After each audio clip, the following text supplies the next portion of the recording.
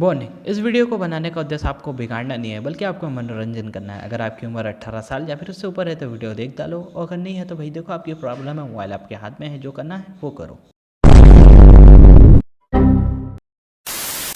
तो world and harem एक ऐसा एनीमे जिसे देखने के बाद आप एक ही शब्द बोलोगे। हाँ, मुझे पता था। वेल, इसकी कैटेगरी हैरम है और एनीमे में भी लिखा है हैरम, तो एक एडल्ट कंटेंट एनीमे है तो समझ जाओ। और दूसरी बात ये, मैं अक्सर सोचता था कि क्या इसके राइटर ने कोका कोला के नशे करके इस एनीमे को बनाया था। आई मीन इसके कैरेक्टर ठंडे दिखते हैं लेकिन है गरम। तो वर्ल्ड एंड हैरम एक ऐसा एनीमे है जिसका अभी फिलहाल में एपिसोड 1 आया है और एपिसोड 2 का भी पता नहीं है, तो मैं सिर्फ एपिसोड 1 के बारे में बात करने वाला हूँ। सच कहूँ तो इसके कैरेक्टर्स को देखते हुए मैं एक ही बात बोलूँगा, मज़ा आ रही है। लेकिन एक और बात ये, इस वीडियो को बनाने का तात्पर्य आपका मनोरंजन करना है। और दूसरी बात ये, मैं इतना भी ठरकी नहीं हूँ जितना आप सोच रहे हो, क्योंकि मैं कुछ ऐसे ही एनीमे पकड़ के ला रहा हूँ। भाई देखो, काम मेरा आपको बताने का। दूसरी बात ये, आपको अगर अच्छा लगे तो लाइक कर देना और नहीं लगे तो डिसलाइक कर देना। तो वर्ल्ड एंड हैरम बेस्ड है एक ट्रू इंसिडेंट के ऊपर, यानी कि एक वायरस जो कि 2020 में आया था जिसे कोरोना वायरस कहते हैं, और एक वायरस इस एनीमे में भी एग्जिस्ट करता है। लेकिन अभी नहीं, अभी हम बात करते हैं स्टोरी की और धीरे से वो वायरस भी आ जाएगा।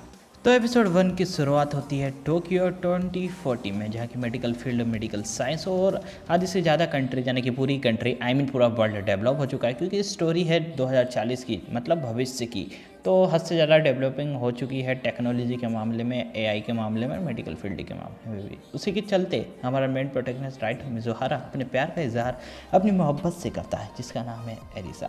आई मीन ये बचपन में ही एक स्कूल में पढ़ते थे, लेकिन उसका इजहार वो अब करता है, क्योंकि राइतो के पास ज़्यादा वक्त नहीं था, क्योंकि उसके सेल्स ख़राब थे, इसलिए वो एरिसा से कहता है कि मैं तुमसे प्यार करता हूँ। हालांकि वो एरिसा को बताता है कि मेरे सेल्स में कुछ प्रॉब्लम है जिसके चलते मैं ज़्यादा दिनों तक ज़िंदा नहीं रह पाऊँगा। हालांकि एरिसा उससे कहती है कि कोल्ड स्लीप की मदद से आपके सेल्स ठीक हो सकते हैं, यानी कि एक तरह का एआई जो कि आपके सेल्स ठीक कर सकता है। हालांकि राइतो कहता है कि क्या तुम मेरे लिए 5 साल तक रुक सकोगी। इतना कहने के बाद राइतो कहता है कि मैं ये तुम पे छोड़ता हूँ, क्योंकि 5 साल के बाद बहुत कुछ चीज़ें बदल सकती है, तो मेरी फिक्र मत करो। इतना हो जाने के बाद सीन घूमता है उसके भाई और उसकी बहन के पास। तो हाँ, अपने राइतो में ज़ोहरा की एक छोटी बहन और एक बड़ा भाई भी है। वो उनसे बात करते हैं, डिस्कस करते हैं कि मुझे ये करना चाहिए कि नहीं करना चाहिए, लेकिन वो करते हैं, यानी कि कोल्ड स्लीप में जाने का। फिर वो जाते हैं हॉस्पिटल में। हॉस्पिटल में जब वो कोल्ड स्लीप में जाता ही है, आई मीन जब जाने की तैयारी हो रही थी, तो एरिसा वहाँ आती है और उससे कहती है गुड लक, गुड नाइट, जो भी उसको बोलना था, क्योंकि वो कोल्ड स्लीप में जा रहा है 5 साल के लिए। तो हमारा रेतो, जिसके गले में एक लॉकेट रहता है, वो लॉकेट वो एरिसा को दे देता है और कहता है कि मेरे वापस आने तक क्या तुम इसे संभाल सकती हो। इतना हो जाने के बाद जब हमारा रेतो कोल्ड स्लीप में जाता ही है, तब एरिसा कह देती है कि मैं तुम्हारा इंतज़ार करूँगी। अब ये शायद उनका प्यार है जो कह रहा है। तो इतना हो जाने के बाद हमारा रेतो मिज़ुहारा कोल्ड स्लीप में चले जाता है। अब इसके आगे की स्टोरी के लिए आप अपने कान में हेडफोन फंसा लो, क्योंकि मैं नहीं चाहता कि कुछ भी गड़बड़ हो या फिर आपके मम्मी पापा आपको सूद दे, इसलिए मैं भी छत पे जाता हूँ, तो थोड़ा वेट करो। 5 minutes later. तो चलिए, अब 5 साल बीत चुके हैं, 2045 लग चुका है और रेतो मिज़ुहारा अपनी कोल्ड स्लीप से उठने वाला है। उठने के साथ वो एक लड़की को देखता है जो कि उसके सामने खड़ी होती है। वो उससे पूछता है कि मैं क्या हूँ, क्या मैं बिल्कुल ठीक हो चुका हूँ। तो वो लड़की से कहती है कि आपकी कोल्ड स्लीप सफलतापूर्वक हो चुकी है, अब आप ज़रा नहा लीजिए, फिर उसके बाद होगा चेकअप जब होता है तो वहाँ एक डॉक्टर बैठी रहती है और वो कहती है कि आपकी कोल्ड स्लीप सफलतापूर्वक हुई है और आपकी जो सेल्स जो ख़राब हो चुके थे वो भी पूरी तरीके से रिकवर हो चुके हैं। ये सुनने के बाद राइतो खुश हो जाता है और कहता है कि यहाँ पहले एक डॉक्टर थे जो कि जिन्होंने मुझे कोल्ड स्लीप में डाला था, वो कहाँ गए। तो वो लड़की कहती है कि वो अब नहीं रहे। हालांकि वो लड़की का इंप्रेशन देख के मुझे लग रहा था कि कुछ तो होने वाला है। वो सच्ची में ये डॉक्टर भी बहुत हॉट थी, पर फिर भी रहने दो, ठीक है। फिर उसके बाद क्या होता है, फिर मीरा उससे कहती है कि चलिए मेरे साथ चलिए। वो उसे अपने साथ ले जाती है और गाड़ी में बिठा लेती है। उसके बाद क्या होता है, एक्चुअली जो लड़की जो कि उसकी इंचार्ज है उसका नाम है मीरा। हालांकि वो उसे गाड़ी में ही बता देती है कि मेरा नाम मीरा है और मैं आपकी इंचार्ज हूँ, आज से मैं आप पे ध्यान रखूँगी कि आप कहाँ जा रहे हो, क्या कर रहे हो, किसके साथ घूम रहे हो, ये सब कहती है। उसके बाद राइतो कहते हैं कि मैं कुछ समझा नहीं। तो उसकी इंचार्ज यानी कि मीरा उसे बताती है कि जब आप कोल्ड स्लीप में थे तो इस धरती पे एक वायरस फैला था जिसका नाम है एम के वायरस, जिसके चलते इस धरती की 99 पॉपुलेशन ख़त्म हो चुकी है और जो बची है वो अभी भी काम कर रही है। हालांकि इनके मरने की वजह से धरती में बहुत ही नेगेटिव चीज़ें हुई है, जैसे कि लोगों के पास ज़्यादा पैसा नहीं है, खाने के लिए चीज़ें नहीं है, ज़रूरत का सामान नहीं है, और जो चीज़ें टेक्नोलॉजी आर्टिफिशियल इंटेलिजेंस थी वो भी गायब हो चुकी है। यानी कि 2040 तक बहुत डेवलप था और 2045 तक पूरा कबाड़ा हो चुका है, क्योंकि एम के वायरस के चलते 99 पॉपुलेशन खत्म हो चुकी है। ये सब सुनने के बाद राइतो घबरा जाता है और वो गाड़ी से बाहर निकल के देखने लगता है अपने के आसपास क्या चल रहा है, और वो एक ही नाम जतता है, यानी कि एरिसा। एरिसा का घर कहाँ है, लेकिन वो समझ नहीं पाता क्योंकि उसे चारों तरफ लड़कियाँ ही लड़कियाँ दिखती हैं। चलो इतना हो जाने के बाद राइतो को देख के एक लड़की डर जाती है, क्योंकि उसे लगता है कि ये एम के वायरस से ग्रसित है। इतना होने के बाद लड़कियों का झुंड लग जाता है और एक लड़की उसके ऊपर दौड़ने लगती है। हालांकि मीरा कैसे भी करके उसे बचा लेती है और कहती है कि यहाँ जितने भी मर्द थे वो सब मारे गए हैं, सिर्फ आप ही हो यहाँ, और यहाँ जितनी भी लड़कियाँ वो आपके साथ मीटिंग करना चाहती हैं। अब देखो यहाँ थोड़ा संस्कारी भाव से मैं बोलना चाहूँगा, पूरा घुसूंगा नहीं अंदर, ठीक है। इतना होने के बाद वो उसे अपने कंट्रोल रूम ले जाती है और सब बताती है कि क्या हुआ इस धरती में। तो चलिए शुरू करते हैं कि क्या हुआ था।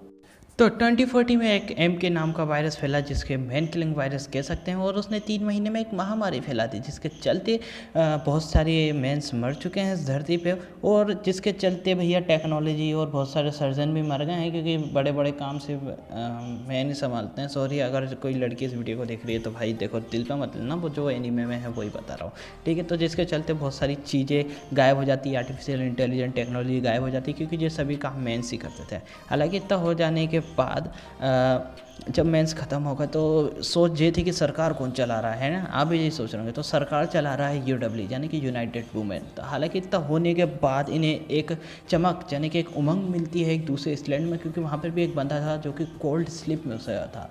हालांकि वो जाग चुका है और वो बिल्कुल ठीक है। तो हमारा राइतो नहीं है जो कि पहले जगा था, 5 लोग और हैं जो पहले जग चुके थे, यानी कि राइतो को मिला के 5 लोग हो चुके हैं। तो यूनाइटेड वुमेन का कहना है कि इन लोगों के साथ मीटिंग करके हम वापस से बेबी बॉर्न करेंगे मर्दों को, जिसके चलते ये दुनिया को वापस सेटल कर सके, यानी कि टेक्नोलॉजी वापस चीज़ें ला सकें, चीज़ें जो भी बिगड़ चुकी हैं, ठीक है।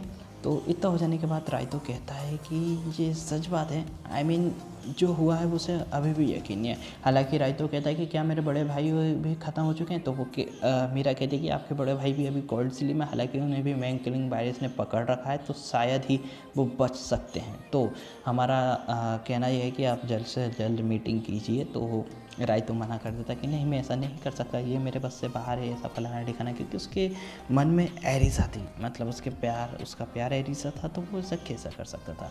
हालांकि उसकी बहन भी अभी हाल फिलहाल में जिंदा है, तो भाई ऐसा मत समझो कि कुछ काम होने वाला है, ठीक है। इतना हो जाने के बाद राइतो जब सुनता है कि ऐसा काम हुआ है, हालांकि राइतो से भी पहले कुछ बंदे जग चुके हैं, तो टोटल 5 बंदे हैं जो कि इस दुनिया में हैं, यानी कि इस एनीमे में एग्जिस्ट कर रहे हैं 5 बंदे, राइतो को मिलाकर 4 बंदे और हैं, ठीक है ना। तो इतना हो जाने के बाद क्या आम जनता को पता है कि इस दुनिया में अभी भी 5 मेंस एग्जिस्ट करते हैं? तो नहीं, यूनाइटेड वुमेन ने ऐसा नहीं बताया, जैसे गुप्त रखी है जानकारी। क्यों? क्योंकि अगर वो उन्हें बता दे तो क्या मालूम क्या हो जाए। I mean, पूरा की पूरा झुंड 5 लोगों पर लपक पड़े, कुछ भी हो सकता भाई, एनीमे है, तो इसलिए इस चीज़ को लुका के रखा गया है यूनाइटेड वुमेन के द्वारा। चलो इतना होने के बाद हमारा राइतो टेंशन में, हाईली टेंशन है एरिसा का लेते हुए, और अपने भाई का भी, और वो नींद में रहता, यानी कि सोने की कोशिश करता लेकिन सो नहीं पाता। उसी के चलते उसकी इंचार्ज मीरा उसे सेड्यूस करने आती है, समझ रहे हो, ठीक है ना। तो भाई इतना सेंस काट रहा हूँ क्योंकि यूट्यूब की टर्म एंड सर्विस के चलते मैं इसे नहीं बता सकता। तो इतना हो जाने के बाद मीरा कहती है कि हाँ मैं आपको पसंद नहीं हूँ, तो वो अपना राइतो कहता है कि नहीं ऐसी बात नहीं है, लेकिन मैं अगर ये करना चाहता हूँ, यानी कि बेबी बॉर्न करना चाहता हूँ, तो मैं सिर्फ एरिसा के साथ ही करना चाहता हूँ, क्योंकि वो उसका प्यार है। हालांकि वो जब अपना मोबाइल चला रहा होता है, तो देखो भाई एक समय बड़ी बात यह है कि जो लॉकेट उसने एरिसा को दिया था उसमें ट्रैकिंग डिवाइस है, ठीक है। तो वो ट्रैक डिवाइस को मतलब उस लॉकेट को ट्रैक करता है और उसका नेटवर्क उसे मिल जाता है। तो अपना राइतो उसे कहता है कि मुझे 1 महीना चाहिए एरिसा को ढूंढने के लिए। तो वो कहती है ठीक है मैं आपको 1 महीना दूंगी, लेकिन अगर ऐसा नहीं हुआ तो आपको हर एक दिन हर किसी के साथ एक मीटिंग करनी होगी। अब आप समझ रहे हो तो समझ आओ, और आपको पे भी बॉन्ड करने होंगे, ठीक है। इतना कहने के बाद थोड़ा यहाँ काम जाने के मामला गर्म हो जाता है, लेकिन फिर भी कहता है कि चलो ठीक है मैं इसे अपनाता हूँ। तो इसके बाद क्या होता है, एपिसोड 1 ख़त्म, और आगे की स्टोरी में क्या होता है ये तो मुझे भी जानना है। एपिसोड 2 की बात करें तो भाई देखो 2022 में जनवरी या फरवरी की समथिंग में आएगा। तो अगर आपको जानना है कि क्या होने वाला है तो वीडियो को भाई देखो लाइक कर देना और चैनल से जुड़ जाना, ताकि मैं एपिसोड 2 को भी एक्सप्लेन करूँ तो आपको पता चल जाए। और हाँ, अगर आपको हैंड टू हैंड देखना है तो link in the description, English subtitle में देख लो, समझ जाओगे थोड़ा बहुत, ठीक है ना।